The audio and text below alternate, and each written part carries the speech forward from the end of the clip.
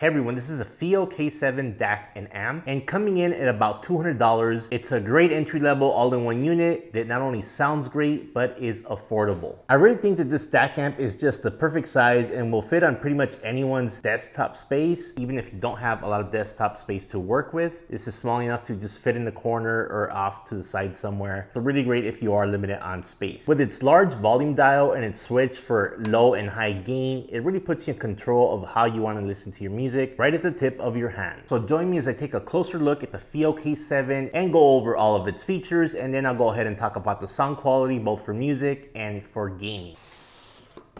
So we have two boxes. Let me take a look at this one first. So inside of this box, we have a 3.5mm to 6.35mm audio adapter. A USB-A to USB-B cable is also included in the package. And finally, we have the power adapter and power cable. Now let's move on to the bigger box. You have this FiiO K7 quick start guide, and you can reference a quick start guide to know about all the connections on your FiiO K7. Finally, we have the FiiO K7. And the first thing I noticed is it's actually quite light. I expected it to be much heavier. And so yeah, I wanted to tell you guys more about this great DAC amp, because not only does it not take up a lot of space on your desktop, you get a fully balanced DAC amp for a budget price. It's hard to find a fully balanced DAC amp at this price level that you get the FiiO K7 for. So as far as the internals of the K7, you have two AMK AK4493 SEQ DAC chips, and then for the amplifier portion, you have dual THX AAA 788s. And here's a quick look at the back of the unit, and I would like to take this time to thank Apple's Audio for sending out the FiiO K7 for my review. There will be affiliate links down in the description below in case you are interested in purchasing this product. So first I wanted to talk about the switches and dials as well as the connections on the front of the K7. Starting off, you have an input button on the left that you can press, and it cycles between USB, optical, coax, and line inputs. Next, you have a switch for low and high gain. So depending on the sensitivity of your headphones, you might want to use a low or high. So next to that, you have an output switch that you can switch between low, pre, and PO, and I'll come back and talk about what these settings mean. And probably the coolest thing about the K7 is this very large volume dial that actually has a surrounding RGB LED that I'll turn on in just a bit and you guys will be able to see it. But you don't really see a lot of DAC amps with a large volume knob such as this, especially at the price range this is at. So it's really nice, allows you to really dial in to the volume, and it feels really good as you're turning it. So you have quite a bit of range between the minimum and the maximum volume setting. And to turn the DAC amp off, you would just turn the dial all the way past off and you hear that click. To turn it on, of course, you rotate it clockwise. So next on the top right, we have the unbalanced 6.3mm jack on top here, labeled as PO. And then below that, we have a balanced 4.4mm jack for balanced audio. And here's the bottom of the DAC amp, has these 4 rubber feet to protect your desktop surface. And so you're probably wondering how much power this K7 can output. Well, it can output a total of 2 watts of power through its balanced output connection right here. So that should be more than enough to drive most headphones. All right, so now taking a look at the back of the unit, that little switch in the front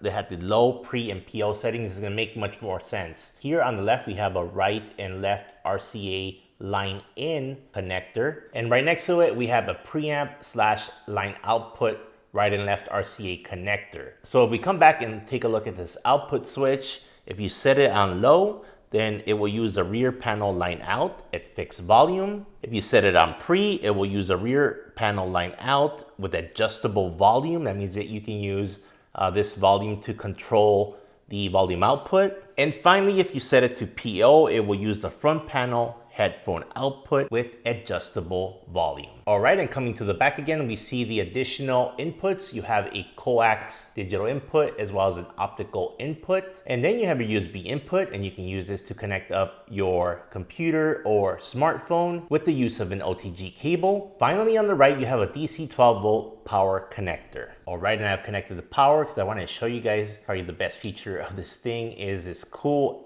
RGB LED light in front, and the LEDs right here will light up depending on the current input. Again, you use this button to select between the different inputs, and as you turn it on and off, you see the different LED lighting that shows up, and right now it's on blue. So the cool thing about this ring around the volume knob is that not only does it tell you the current status of the K7. It also will tell you the sampling rate that your music is currently being played at. So if you guys are looking for a smaller profile desktop DAC amp that can also do balanced output at a budget price, I think you should definitely consider the FiiO K7. So I did most of my testing on the K7 with the Sennheiser HC490 Pro, and this DAC amp has more than enough power to handle these headphones. On the low gain setting, I turned the volume dial to about 3/4 of the way and it sounded perfectly fine. And I still had the option to flip on the high gain setting, which would give me even more headroom. So I do want to take a quick pause in this video to ask that if you are enjoying this video and others like it, where I go over headphones and other audio hardware, I would ask you if you could please hit that subscribe button.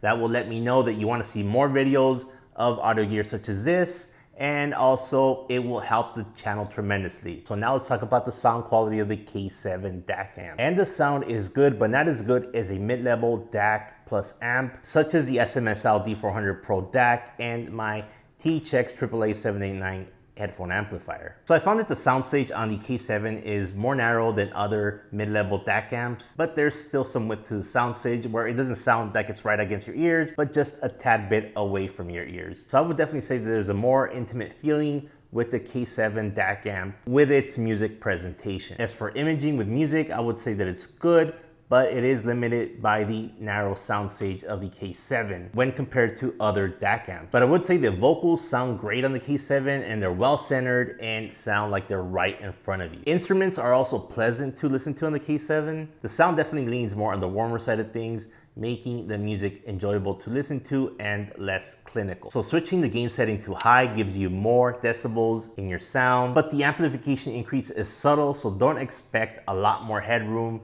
with the K7 when you flip that switch. However, I found that it was good enough for most headphones. The interesting thing about this DAC amp is that it has almost a perfect balance of bass, mid-range, and treble. None of those frequencies stand out on the K7, but overall it gives you a perfect blend that gives your music a pleasant sound, never sounding too bassy, muddy, or sibilant. I'm actually quite impressed with what this entry-level DAC amp can do in its price range and all the features it comes with, including balanced connection, its large volume dial, and even RGB. It's almost a no-brainer to pick this up if you're looking for an affordable DAC amp that is a single unit, and with the line in and output connections in the back. You can use this just as a DAC with another headphone amp, or use it just as your headphone amplifier using another DAC, which really gives you a lot of options. It works well with headphones such as the Sennheiser HC490 Pro, which have an impedance of 130 ohms and 105 dB sensitivity. The K7 also worked great with harder to drive headphones such as my Sennheiser HC88X headphones, which have an impedance of 300 ohms and a sensitivity of 103 dB. And the K7 also worked well with my 250 ohm Beyerdynamic